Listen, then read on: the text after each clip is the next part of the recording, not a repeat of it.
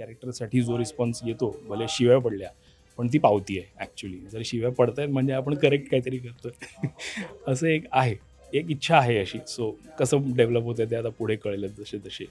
जेव्हा तो विचार करत असतो किंवा आता काहीतरी विचित्र घडणार आहे पुढे असं लोकांना जाणून द्यायचं असेल, तेव्हा तो डोळे बारीक करून बघत फक्त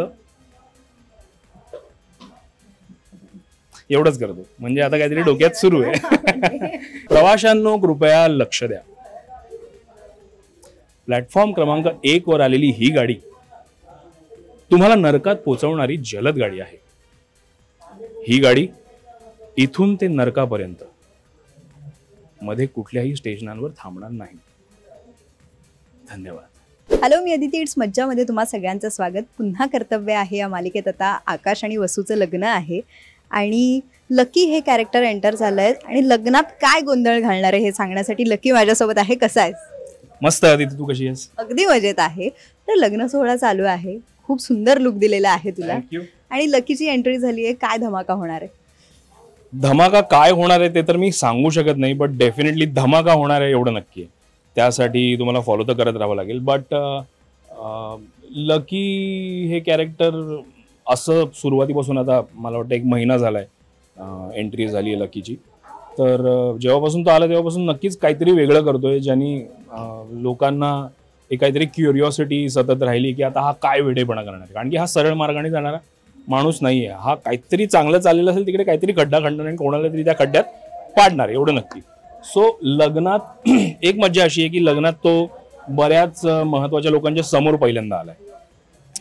जसं की आपल्या हिरोला तो पहिल्यांदा भेटलाय आणि हिरोईनला म्हणजे वसूला तो आता भेटणार आहे की नाही लग्नात सुद्धा तिच्या, ते तुम्हाला बघायला मजा येईल. ते बघावं लागेल कारण की ती एक खूप छान असा एक स्क्रीन प्ले तो तयार केलेला आहे आमच्या लेखकांनी, ज्याच्या म्हणजे खूप खेळवून ठेवलं आहे त्यांनी प्रत्येक सीनमध्ये. पूर्ण लग्नाच्या सिक्वेन्समध्ये खूप अप्स अँड डाऊन्स, खूप हिट अँड मिस असे सीन झाले आहेत आमचे.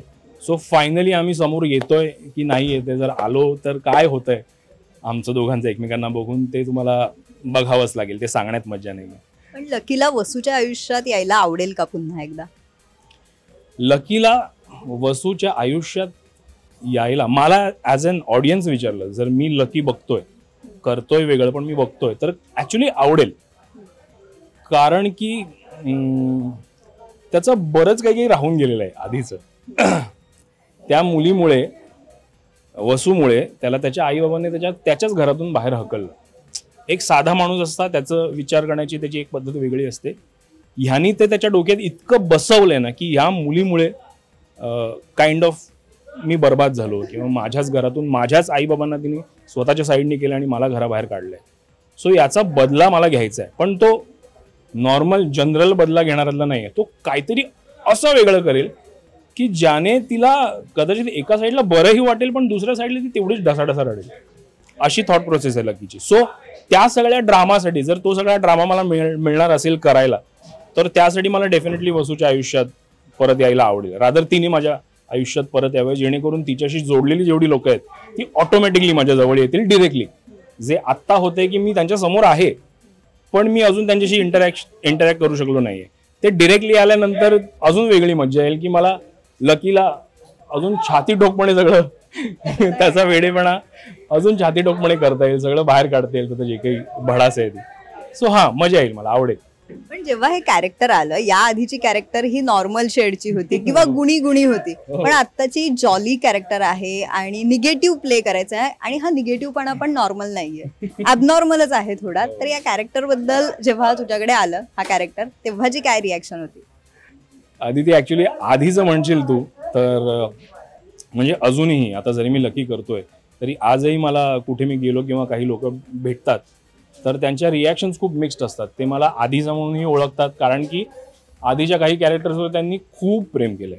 त्यांना त्यांच्या घरात असा एक मुलगा असावा असं ते एक क्रिएट झालेलं कॅरेक्टर्स काही होती. सो त्यामुळे ते एक आहे, ती छाप आहेच. आणि आता हे बघताना त्यांना तेवढंच जास्त धक्का बसतोय की अरे बापरे, हा असा असा मुलगा होता, तो एवढा वाईट वागू शकतो, एवढा विक्षिप्त वागू शकतो, एवढा त्रास देऊ शकतो. हे पचायला त्यांना मी अजून एखादा महिना जाईल. पण आय होप ते जुनही पुसलं जाणार नाही, कारण की तेही त्यांनी खूप काही छान क्रिएट करून ठेवले लोकांच्या मनात. बट व्हरायटी मिळाली मला करायला. याच्या आधी नेगेटिव्ह रोल्स केले होते मी वेगळ्या काही शोजमध्ये, फिल्म्समध्ये.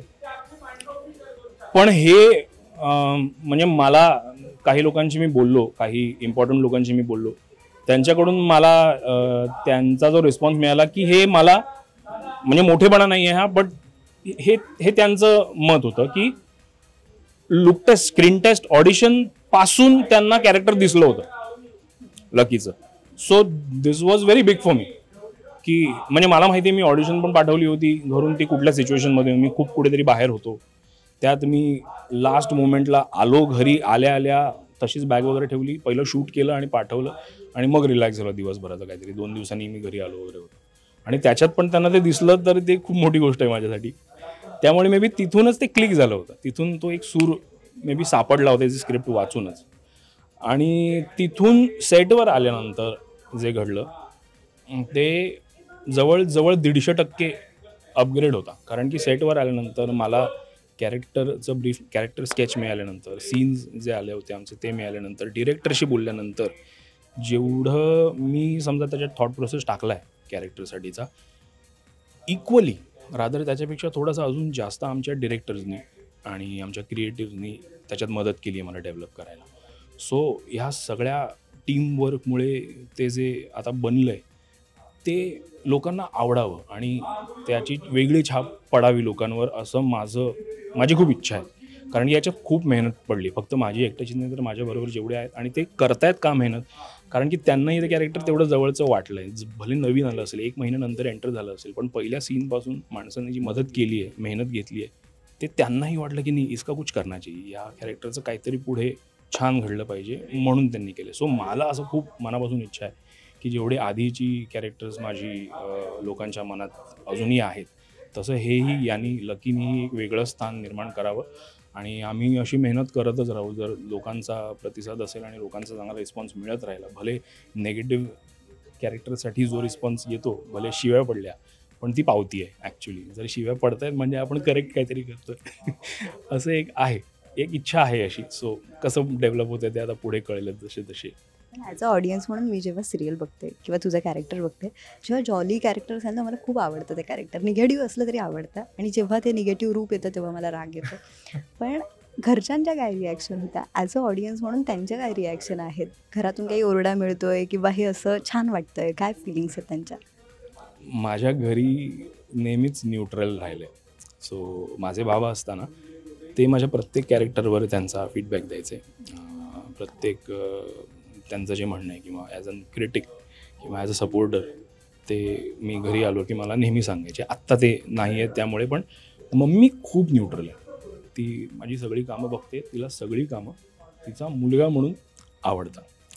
मेन प्रतिक्रिया येते ती आमच्या आजूबाजूच्या लोकांची आणि स्पेशली मम्मीच्या मैत्रिणींची.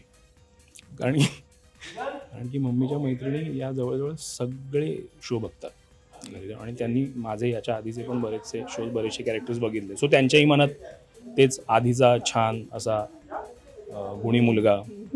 आणि आता अचानक हे आल्यानंतर मी घरी गेल्यानंतर मला काय ऐकू येतं, अगं अरे आज हिचा फोन आला होता, ही सांगत होती अरे तुझा मुलगा किती वाईट वागतो त्या बाईशी, अरे तुझा मुलगा किती वाईट वागतो त्या माणसाची, अरे कसं करतो तो हे सगळं, अरे का कसं जमतं, आम्हाला वाटलं नव्हतं. बरं हां, त्याच्यात मला एक आठवलं, एक खूपच गोड प्रतिक्रिया होती एका फॅमिली फ्रेंडची.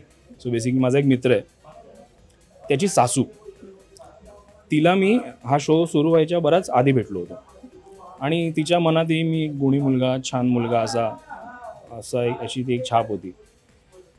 आणि भेटून गेल्यानंतर आता जेव्हा हा शो सुरू झाला तर हाही ती फॉलो करते. आणि हा बघितल्यानंतर तिने तिच्या सुनेला म्हणजे माझ्या मित्राच्या बायकोला सांगितलं की अगं बाय, हा जेव्हा घरी आला होता एवढा वाईट वाटलं नव्हतं ग असेल.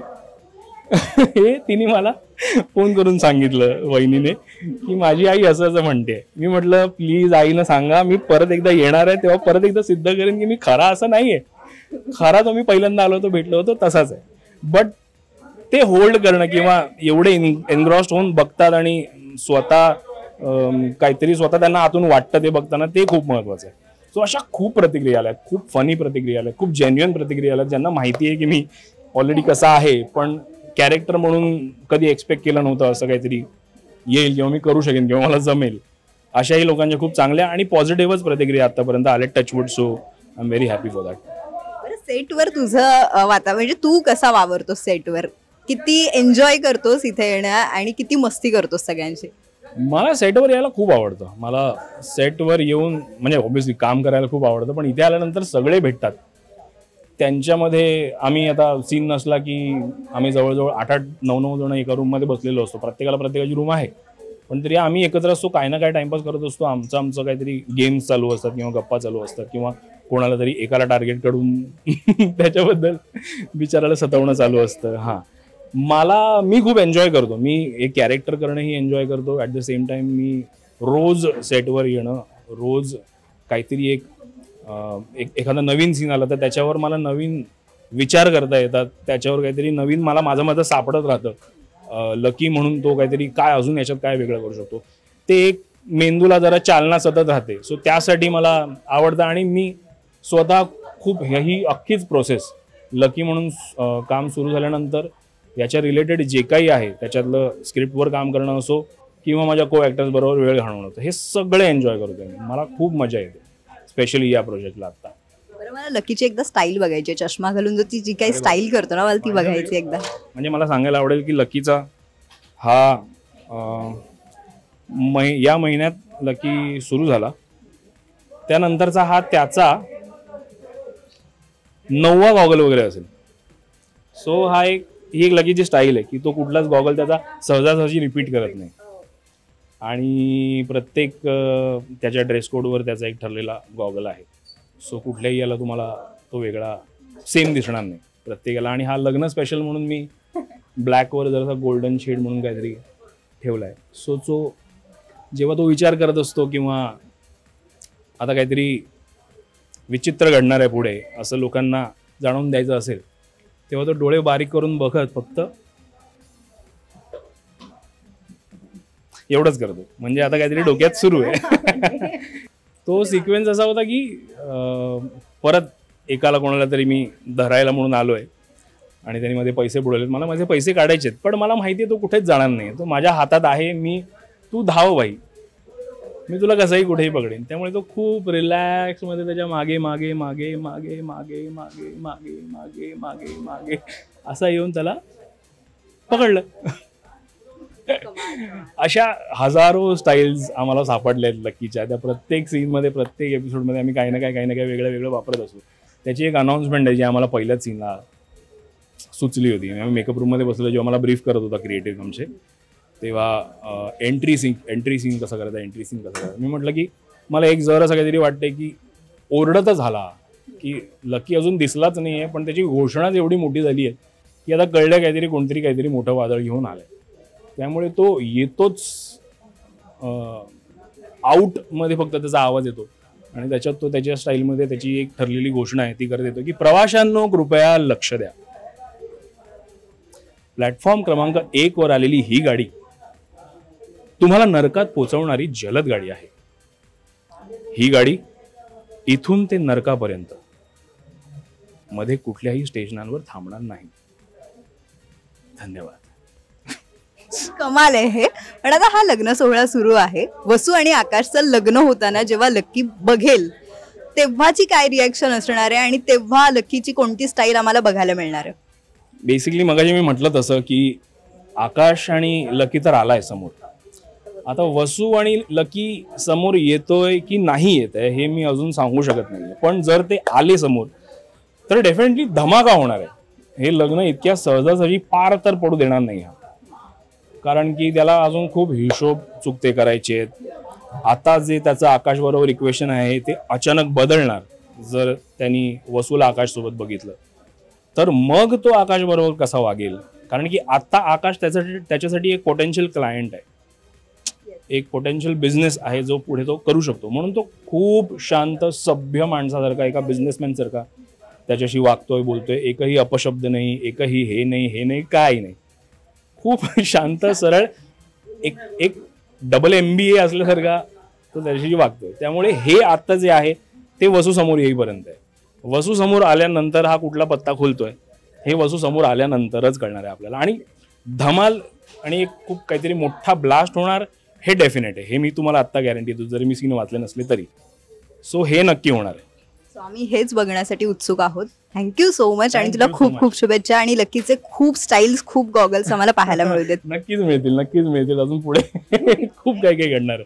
त्यामुळे thank you so much Aditi. Thank you so much. Marathi चित्रपटसृष्टीतील लेटेस्ट अपडेट्स आणि गॉसिपसाठी आमच्या चॅनेलला सबस्क्राईब करा आणि बेल ऐकन दाबायला विसरू नका.